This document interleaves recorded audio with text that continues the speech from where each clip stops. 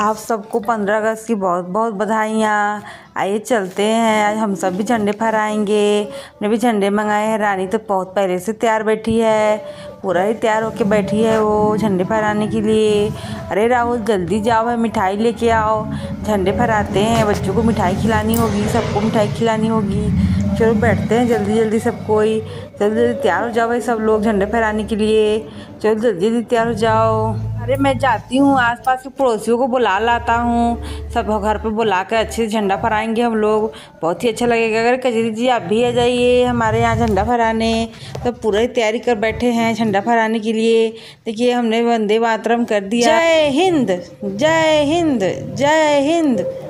अरे हमारा झंडा तो फहर रहा है, वाह क्या बात है। चलो हम सब तो कितने लकी हैं जो हमारा खुद का झंडा है हमारे देश का, हम सब फहराते हैं अपने अपने जहाँ मन तहाँ, अपने घर पे, मंदिर में, मस्जिद में, स्कूल में, कॉलेज में, यहाँ तक कि अदालत में और दुकानों में, यहाँ तक कि पेट्रोल पंप पे और भी बहुत सारे जगहों पे, जहाँ जहाँ सार्वजनिक जगह है, अच्छी अच्छी जगह, वहाँ पे हम लोग झंडा फहराते हैं अपने देश का।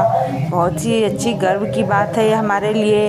हमारा देश आज़ाद है, हम सब आज़ाद हैं। तो अंग्रेज़ों के बहुत दिनों तक गुलाम रहे हमारे माता पिता, हमारे बड़े बुजुर्ग, तो कितने परेशान होंगे। भगत सिंह की जय, सुभाष चंद्र बोस की जय, महात्मा गांधी की जय, जवाहरलाल नेहरू की जय, पंडित जवाहरलाल नेहरू की जय, और हमारे बहुत सारे जवानों की जय, जो हमारे जवान जो शहीद हो गए उनके भी जय, और जो हमारे बॉर्डर पे हैं खड़े दिन रात सेवा करें उनके लिए भी जय। लाल बहादुर शास्त्री की जय। और भी बहुत ही अच्छे अच्छे हमारे रहे हैं बहुत सारे, जो इस देश को आज़ाद करने में बहुत ही भूमिका निभाई है, उन सबको हमारा नमन है और हमारा प्रार्थना है उनकी आत्मा को शांति दे और हमारा देश ऐसे ही आज़ाद बने रहे, हम सब आज़ाद रहें, अपना जीवन अच्छे से बिताएं, कभी भी किसी भी राज्य देश का गुलाम ना हो हम सब। इसीलिए हम सब भी आज नमन करते हैं झंडे को और अपना वंदे मातरम गाना शुरू करते हैं। मातरम वंदे मातरम वंदे मातरम। देश हमेशा आज़ाद रहे, हमारा देश हमेशा आज़ाद रहे, हमारा देश महान रहे, हमारा देश आज़ाद रहे। जन गण मन अधिनायक जय हे भारत भाग्य विधाता। पंजाब सिंध गुजरात मराठा द्राविड़ उत्कल बंग, विंध्य हिमाचल यमुना गंगा, ऊंचल जलधि तिरंगा, तब शुभ नामे तब शुभ आशीष मांगे, गाहे तब गाथा। जन गण मंगलदायक जय हे भारत भाग्य विधाता। जय हे जय हे जय हे जय जय जय जय जय हे। भारत माता की जय, भारत माता की जय, भगत सिंह की जय, सुभाष चंद्र बोस की जय, लाल बहादुर शास्त्री की जय, पंडित जवाहरलाल नेहरू की जय, महात्मा गांधी की जय।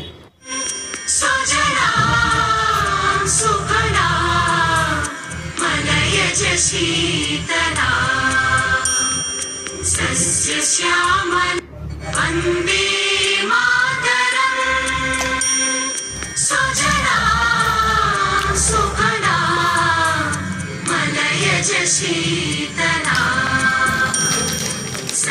अरे बच्चों चलो भाई जल्दी जल्दी, झंडा फहर गया हो तो मिठाइयाँ लाओ, मिठाइयाँ सब लोग खाएंगे।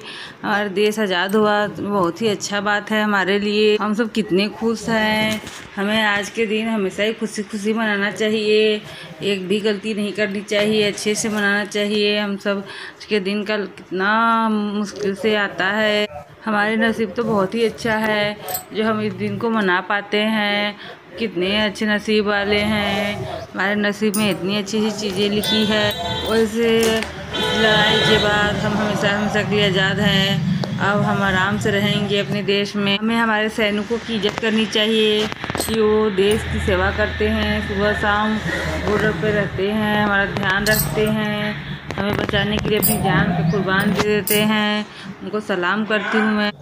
आज हमारे नसीब ही बहुत ही अच्छी है जो हमारे जीवन में ये सब दिन आए।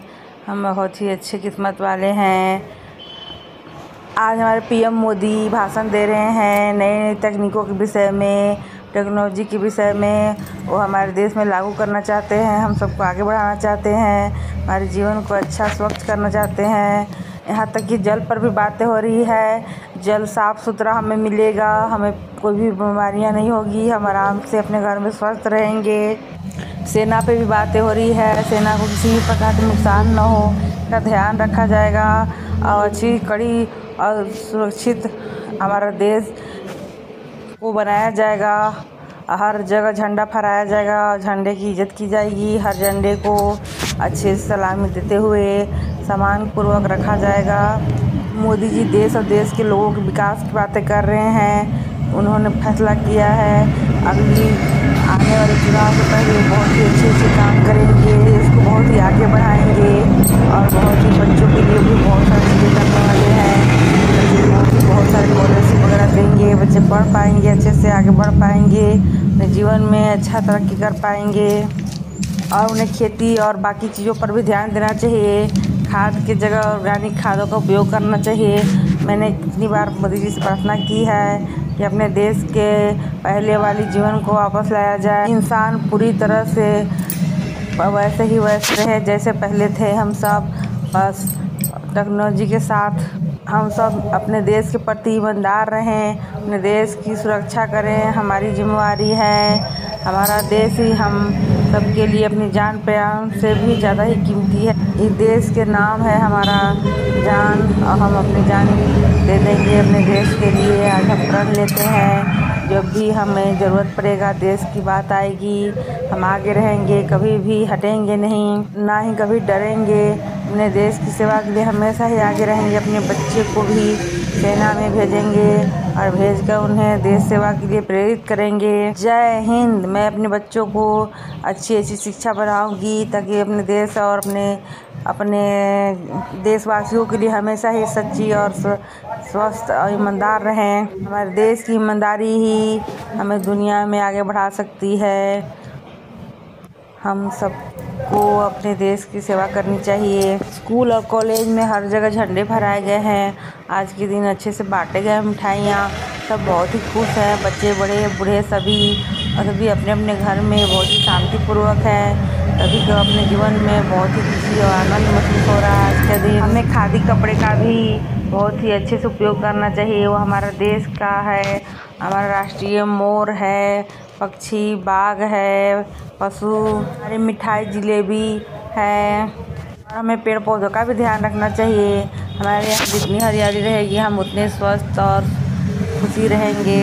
हम प्रण लेते हैं कि हम अपने देश में प्लास्टिक नहीं फैलाएंगे।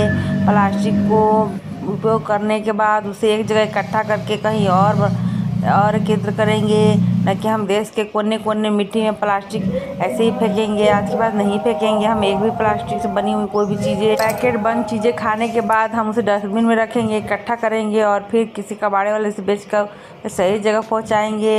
एक भी पॉलीथीन हम लोग मिट्टी में नहीं डालेंगे क्योंकि वो मिट्टी को बर्बाद करती है और मिट्टी के साथ साथ हमारे जीवन को भी प्रभावित करती है।